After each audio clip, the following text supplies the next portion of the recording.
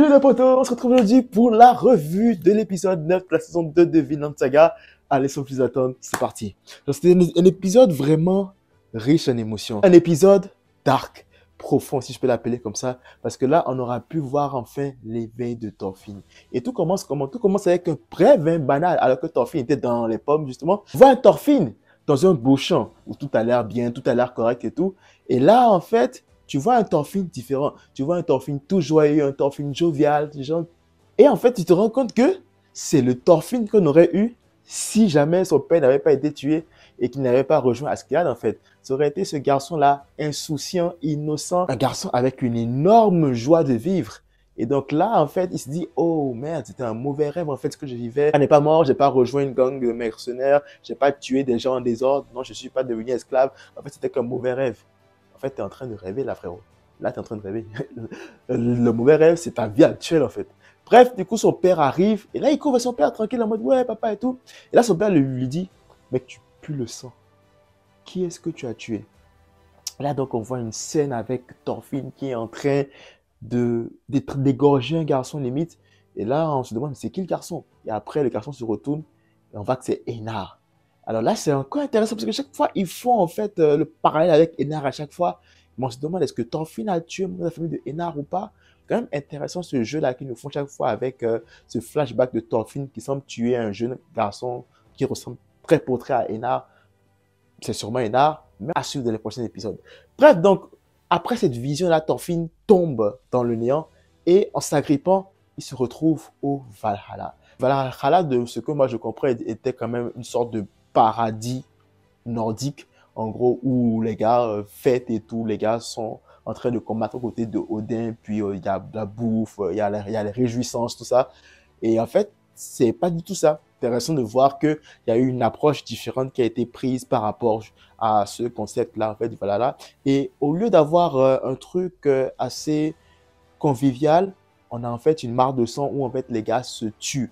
Et donc là, on revoit plusieurs personnages, donc Bjorn, le roi Sven aussi, on le retrouve. Genre, il n'y a pas d'amis, il n'y a pas d'ennemis. Et qui on voit? On voit notre cher Askeladd. Et ça fait plaisir en vrai de revoir Askeladd interagir avec Thorfinn. Ça donne un petit sentiment de nostalgie des épisodes de la saison 1. Askeladd parle à Thorfinn. Il lui explique qu'en fait, il est au Valhalla. Et là, il lui dit qu'il avait déjà échappé du Valhalla par le passé et maintenant, il y retombe encore. Au début, j'ai vraiment pas compris cette partie-là. Et à force de réfléchir, je me suis rendu compte qu'en fait, Askeladd faisait allusion à quand il avait sombré. Il était dans les plus profonds des ténèbres où il ne faisait que tuer, où il ne vivait que de la guerre. En fait, tout ce qu'il a vécu pendant son enfance et tout, c'est à ça qu'Askeladd faisait référence. Il disait qu'il était dans le Valhalla avant. Thorfinn était dans cette spirale néfaste-là où il ne faisait que tuer, tuer, tuer, tuer, tuer. C'est tout ce qui l'importait en fait. Askeladd lui a dit qu'il avait réussi à s'en sortir, ce que les gens n'arrivent pas à faire. Et quand il dit que Thorfinn a réussi à s'en sortir, c'est qu'en fait, il avait embrasé le chemin d'esclave et il avait commencé à suivre un chemin de non-violence, un chemin où la violence n'avait pas de place dans sa vie, jusqu'à ce qu'il ressombre. Et pourquoi il a ressombré apparemment, si je comprends bien, c'est parce qu'il a porté le coup de poing au mec là. Donc là, du coup, Thorfinn, en comprenant ça, il essaie de s'échapper. Il essaie de s'échapper, malgré tout. Et là, tu as des cadavres qui commencent à attraper Thorfinn. Qui commencent à attraper Thorfinn et à montrer. Et j'aimerais faire une pause pour revenir sur les détails techniques de cette scène dans le rêve de Thorfinn. Les détails étaient tellement magnifiques. Les scènes avaient l'air vraiment presque réelles. Il y a certaines scènes qui étaient parfois difficiles à regarder. Par exemple, au moment donné où il y a un mec qui essaie d'arracher la tête du roi Sven, la bataille dans le Valhalla et tout. C'était vraiment beau. On revient sur Thorfinn alors, qui se fait attraper de partout par les cadavres.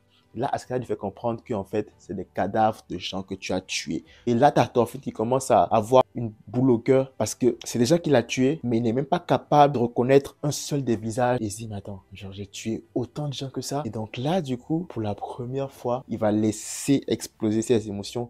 Et là, il va se mettre à pleurer, mais pleurer, pleurer, pleurer et demander pardon à ces gens-là qu'il a tués dans une période où il ne savait plus où il en était. Le seul vecteur directeur de sa vie était son envie de venger la mort de son père en tuant Askeladd. Il se rend compte que c'était vraiment le pire chemin possible qu'il avait pris en son temps. Il pleure, il pleure, il pleure. Mais ça fait du bien parce que ça lui a permis de pouvoir enfin faire face à son passé proprement et se pardonner.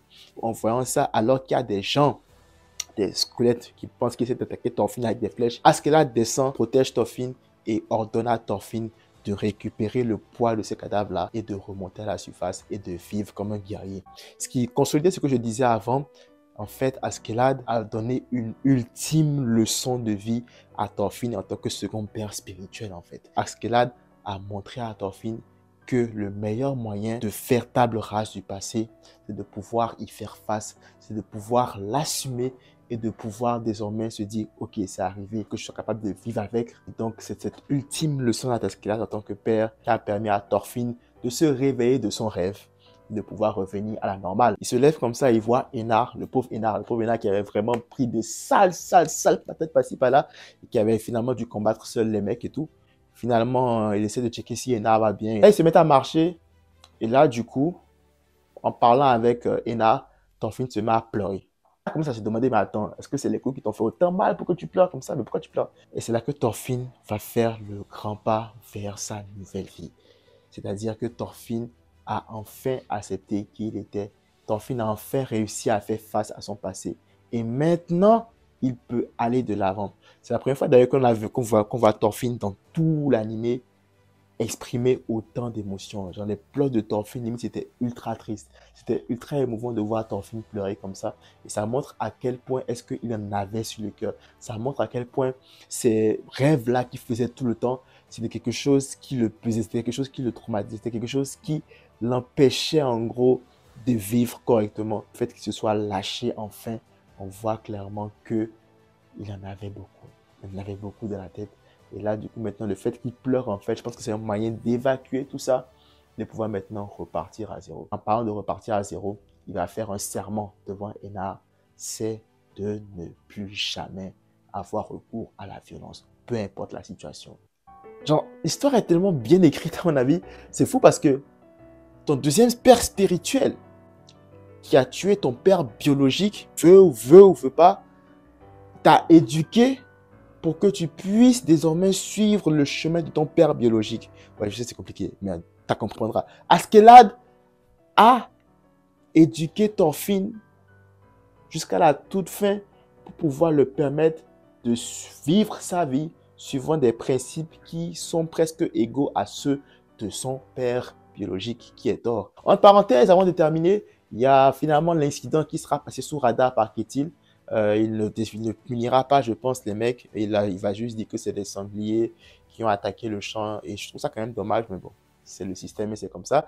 Et donc, les gars ne seront pas punis, je pense. Ils ne seront pas tant punis que ça. Et donc, maintenant, avec un Thorfinn qui est né à nouveau, on ne peut que se demander qu'est-ce qui attend notre ami Thorfinn dans le futur. C'est sûr que maintenant qu'il a choisi une nouvelle voie de vie, il y aura beaucoup de tentations. Il sera beaucoup tenté, j'imagine.